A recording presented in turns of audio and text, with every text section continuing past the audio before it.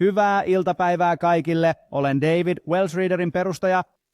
Olemme tämä avoimen pankkitoiminnan alusta, ja se on B2B-liiketoimintaa, ja todella se on dataan liittyvä asia, jota on vaikea ymmärtää vain meidän selittämänämme, koska me olemme lopulta vain osa täydentämään kokonaisempia käyttötapauksia. Siksi olemme pyytäneet heitä mukaan sen Singular Bankiin selittämään, kuinka he ovat jo kuukausia käyttäneet meitä todellisessa tuotantotapauksessa ja antaneet merkityksen sille, mitä teemme, sillä yksinään se ei toimi. Tuotteemme on API, joka yhdistää kaikki maailman pankit toisiinsa ja standardoi datan. Yritykset ja yksityishenkilöt työskentelevät useamman kuin yhden tahon kanssa. Tämä on todellisuutta, ja tiedot ovat pirstaloituneet ja hajallaan eri tahoilla. Siksi oli tarpeen luoda putkisto, eli tiedonsiirto, jotta BBVA:ltä tai JP Morganilta tai mistä tahansa saatu tieto, muut työkalut käsittelisivät sen, ymmärtäisivät sen aina samalla tavalla, jotta tiedot saapuisivat aina niin, että tili on aina tili, salkku aina salkku ja ISIN-koodi aina sellainen. Vaikka se tuntuu itsestään selvältä, sitä ei ollut olemassa. Tänä päivänä sitten tuotteemme yhdistää 220 pankkia 14 maassa, joihin keskitymme. Niin koska olemme vasta espanjalainen yritys, niin meillä on täysi kattavuus Espanjassa, Andorrassa ja lähes täysi Portugalissa, mutta sitten teemme liittimiä sinne, missä asiakkaamme niitä tarvitsevat. Ja tässä on joitakin käyttötapauksia ja varallisuusraportointi on välttämätöntä.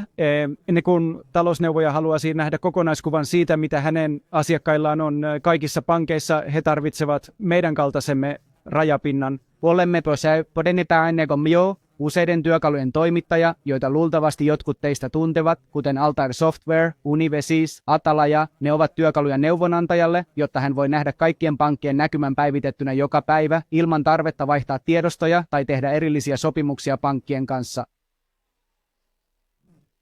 Tämä käyttötapaus ei ole kovin paikallinen, mutta kaikki yritykset työskentelevät yleensä useamman kuin yhden pankin kanssa ja niiden on saatava tietonsa ryhmiteltyä. Eivät vain pankkitilit, vaan heillä on myös luottokortteja, sijoitusrahastoja, velkoja, kaikki tämä kun he saavat sen järjestettyä. Scoring on toinen tapaus, jonka kerron nopeasti, koska ei kuulu tähän. Kuvitelkaa se mitä tahansa niin kuin luottolaitosta, American Expressia, El Corte Inglesia, kun sen on myönnettävä luottoraja asiakkaille, niin sen on tiedettävä tiedot, ja silloin niin on manuaalinen prosessi, anna tiliotteesi, annan sinulle viimeisimmän palkkalaskelman, ja arvioin sinut. Meillä tämä pisteytys tapahtuu tiedonkeruun avulla hyvin muutamassa sekunnissa, käytännössä reaaliajassa. Ja asiakashallinta on yksi niistä asioista, joista tänään puhumme, koska sekin liittyy tähän aiheeseen. Kun uusi asiakas saapuu pankkiin tai asiakas vastaava saa uuden asiakkaan, hänen on saatava tietää enemmän tästä asiakkaasta. On olemassa manuaalinen vaihtoehto, kerro mitä sinulla on toisessa pankissa, mene kotiin, lähetä minulle PDF-tiedostoja tai yhdistä pankkiisi ja samassa hetkessä näen jo näytölläni, mitä sillä asiakkaalla on. Tässä oli tämä tieto. Tiedän, että tämä ei ole kovin helppoa ymmärtää, mutta Ruben selittää sen huomattavasti paremmin. Oikein hyvää huomenta ja olen iloinen saadessani olla täällä teidän kaikkien kanssa. Olen Ruben Andres, Singular Bankin teknologia- ja operatiivinen johtaja. Tulemme kertomaan erittäin mielenkiintoisen menestystarinan Wellsreaderin ja Singularin välillä, mutta ennen sitä teen lyhyen esittelyn Singular Bankista, koska ehkä jotkut teistä eivät tunne meitä.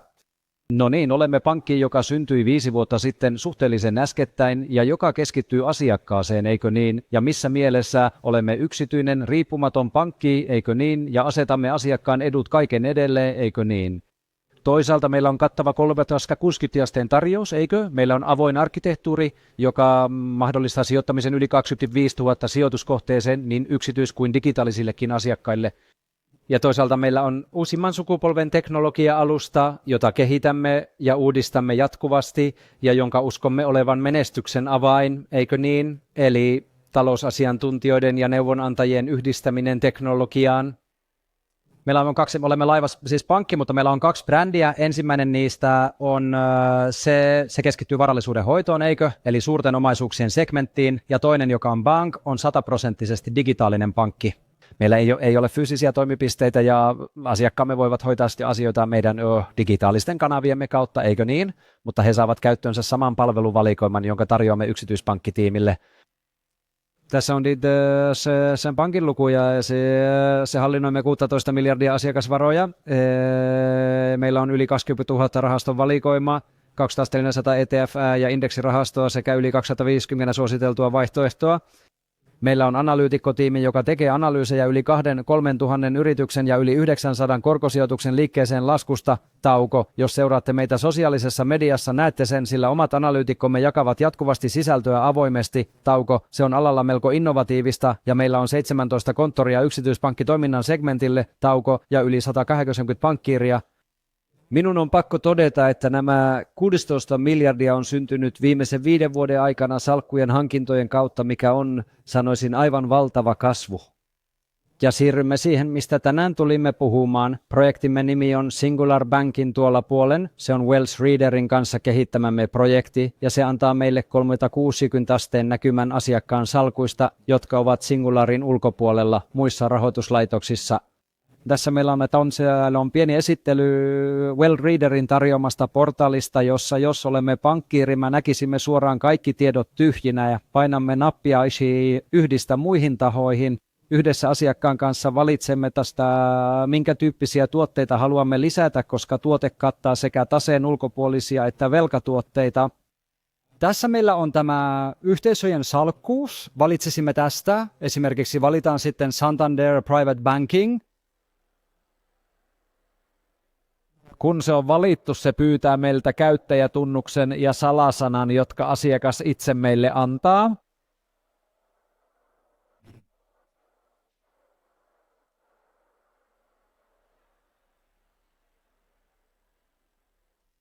Ja hyväksymällä ehdot ja edellytykset voimme muodostaa yhteyden ja sen jälkeen meillä on kaikki tiedot sijoituksistasi, joita teet kyseisessä pankissa. Tässä voimme nähdä lisäämiämme tahoja. Olemme lisänneet jopa Singular Bankin voidaksemme tehdä laatutestejä, eikö niin? Siitä, olivatko sen palauttamat varat oikein vai eivät.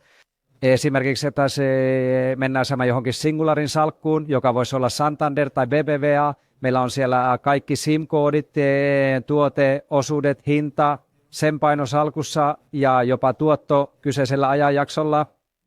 Salkun liikkeet, se on todella mielenkiintoinen aihe, mutta kaiken tämän lisäksi, jos palaamme vielä kerran koottujen tilien näkymään, korostaisin, että pankkiiri itse voi viedä nämä taseet Exceliin ja käsitellä niitä työkalun avulla.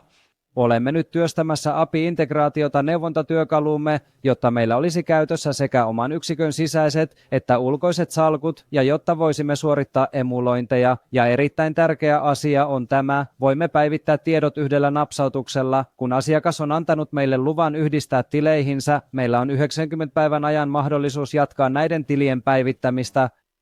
Yhteenvetona, mitä nostaisitte esiin tästä ratkaisusta? Yhtäältä meillä on paras API-yhteysteknologia, koska se ulottuu Singular Bankin ulkopuolisiin salkkuihin, eikö niin? Voin sanoa tämän, koska olen työskennellyt teknologiassa viimeiset 20 vuotta, olen työskennellyt monien aggregaattorien kanssa ja tämä taseen ulkopuolinen osuus, sitä ei todellakaan kateta kunnolla, eikö niin? Se on aina ollut kehityskohde. Toisaalta tällä saamme pankkiirille tärkeää tietoa, eikö? Ja että hänellä on se kokonaisvaltainen ja varallisuuteen liittyvä näkemys asiakkaasta, eikö? Jotta hän voi löytää mahdollisuuksia tai antaa henkilökohtaisempaa neuvontaa, eikö? Ja viimeiseksi kattavuus. Tämä on hyvin tärkeää, eikö? Koska loppujen lopuksi, jos meillä ei voi olla laajaa kattavuutta, tuote ei todellakaan saa jalansijaa. Sillä on täysi kattavuus Andorrassa ja Espanjassa. Se kattaa myös 12 muuta maata, joista osa on erittäin mielenkiintoisia, kuten Sveitsi, Luxemburg ja Yhdysvallat yksityispankkitoiminnan segmentissä, joten olemme melko hyvin katettuja asiakkaidemme portfolion osalta. Ja nyt kun olemme saavuttaneet Singularin ulkopuolella, mikä vaikutus sillä on ollut meihin, toisaalta tiedonkeruu, miten teimme sen? Tätä teimme jo, eikö niin? Mutta meidän piti pyytää asiakasta tekemään Excel-vientejä heidän verkkopankistoon, tai jotkut toivat ne jopa paperilla, eikö niin? Nyt olemme siirtyneet parhaimmillaan 3-5 päivästä, koska joillakin asiakkailla tiedon lähettäminen on hitaampaa vain 10 sekuntiin, eikö? Kun annamme heille 10 sekuntia aikaa, tiedot ovat saatavilla, inhimilliset virheet, eikö? Paperien ja Excelien operatiivinen riski, kun kaikkea tietoa ei siirretä järjestelmään. Tällä olemme vähentäneet nollaan, eikö? Koska tieto tulee alkuperäistä, eikö? Tiimin operatiivinen työkuorma, eli monimutkaisten asiakkaiden kanssa käytimme jopa 3 tuntia aikaa. Eikö niin? Tämän tiedon yhdistämiseen, kun olimme saaneet tiedot. Tämän ansiosta automaatio on nyt täysin kattava ja uskomme, että säästämme noin 1500 tuntia vuodessa. Ja jos tuote menestyy todella hyvin, niin luultavasti jopa enemmän. Konsolidoidun tiedon saatavuus. Tämä on erittäin tärkeää, sillä teet neuvonnan tammikuussa ja sinulla on toinen tapaaminen asiakkaan kanssa maaliskuussa ja sinun on pyydettävä kaikki asiakirjat uudelleen, jotta saat päivitettyä kokonaiskuvan. Tämän tuotteen avulla painamalla vain päivitysnappia kaikki tiedot latautuvat uudelleen. Ja viimeisenä asiakaspankkiirikokemus. Minulla ei ole tästä lukuja, koska olemme lanseeranneet tuotteen vasta kuukausi sitten, mutta on selvää, että se parantaa asiakkaan NPS:ää. Mutta on toinenkin erittäin tärkeä indikaattori, jonka mielestäni aina unohdamme, ovat unohtaneet luulen digitaalisen muutoksen eli työntekijän, eikö niin? Ja se on tämä työntekijöiden suositteluindeksi. Uskomme, että pankkiirimme voivat keskittyä enemmän neuvontaan ja jättää pois ne operatiiviset tehtävät, jotka eivät tuo lisäarvoa. Lopuksi johtopäätöksenä sanoisin, että Well-Readerin ansiosta olemme muuttaneet operatiiviset ja matalan arvon tunnit korkean arvon strategisiksi tunneiksi asiakkaidemme neuvontaan, jolloin he saavat ketterämpää ja luotettavampaa neuvontaa Well-Readerin kautta integroimiemme tietojen ansiosta, ja tämä on se tapaus, jonka tulimme teille esittelemään. No, minä halusin kiittää sinua. Että olette tulleet tukemaan meitä ja kertomaan siitäkin, koska se on selitetty hyvin ja uskon, että se on ymmärretty. Ja suurkiitos kaikille esitykseen osallistumisesta. Kiitos. Hyvä.